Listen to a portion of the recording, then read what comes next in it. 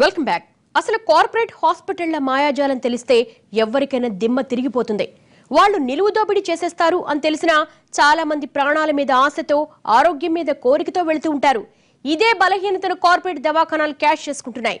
గుండెల్లో వేసే స్టంట్ల దగ్గర నుంచి ఇచ్చే ట్రీట్మెంట్ వరకు అన్నిట్లోనూ నేటి కార్పొరేట్ దవాఖానాలు దగాఖానాలుగా మారిపోతున్నాయి.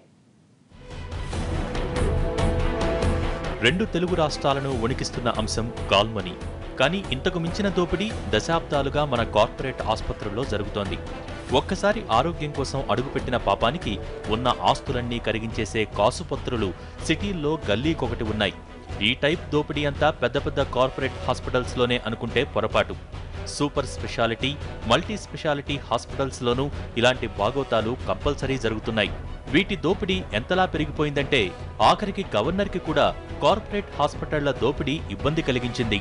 It need not be for governor to get a 10% discount, for chief minister to get a 20% discount, for a minister to get 20%. I don't want the discount.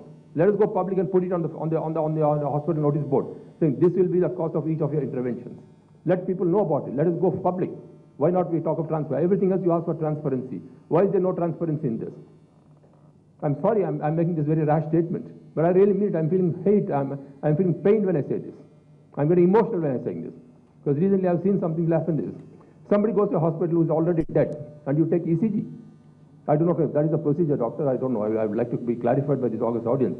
If the procedure is when a man goes dead, do you still have to take ECG to pronounce him dead? Is it? I'm surprised.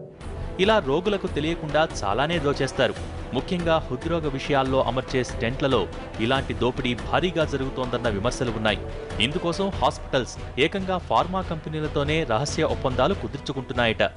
ఎవరైనా రోగికి గుండెల్లో నొప్పి వస్తే చాలు వెంటనే stent వేయాలని చెప్పేస్తున్నారు. ఆయన ఆరోగ్య స్థితి, ఆర్థిక స్థితిని బట్టి దేశ విదేశాల నుంచి తెప్పించామంటూ స్టెంట్లు అమర్చుతున్నారు. నిజానికి స్టెంట్లలో చాలా రకాలుంటాయి. వాటిలో ఒక్కొక్కటి ఒక్కో ధర ఉంటుంది. దేశీయ స్టెంట్లు చాలా చవకగా దొరుకుతాయి. విదేశాల నుంచి తెప్పించినవి రేటు ఎక్కువగా ఉంటాయి. ఇవన్నీ రోగికి తెలియవు. కాబట్టి దేశవాళీ స్టెంట్ వేసి దానికి విదేశీ రేట్లు వసూలు చేస్తున్నారు.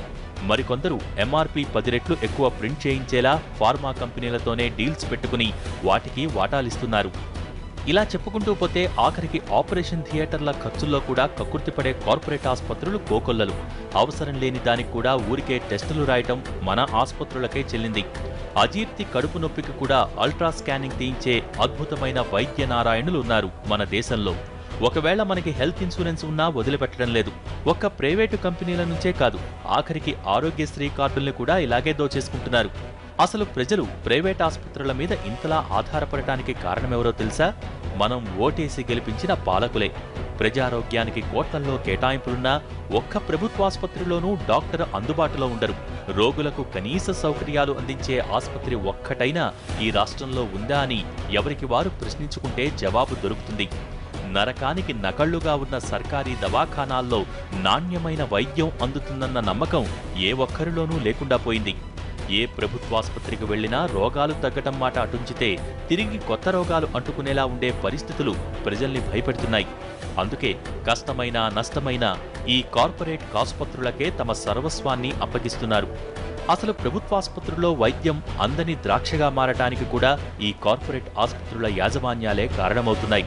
తెర వెనక నుంచి వీళ్లు జరిపే బాగోతాలు, అవినీతికే పుట్టామన్నట్టు మన అమాత్యులు చేసే దోపిడీలు కలిసి ప్రభుత్వాసుపత్రి అంటే నరకం అన్నట్టుగా మార్చేశాయి. ప్రభుత్వాసుపత్రుల్లో నాణ్యమైన సేవలు దొరక్కే జనం ప్రైవేట్ ఆసుపత్రులు, క్లినిక్కుల వైపు పరుగులు తీస్తున్నారు. ఇదే అలుసుగా తీసుకుని ప్రైవేట్ ఆసుపత్రులు రోగాన్ని బాగు చేయటం మరిచి జనాన్ని దోచేస్తున్నాయి. ఇది వాళ్ళ స్టోరీ బోర్డ్. మరో అంశంతో మళ్ళీ కలుద్దాం. నమస్తే.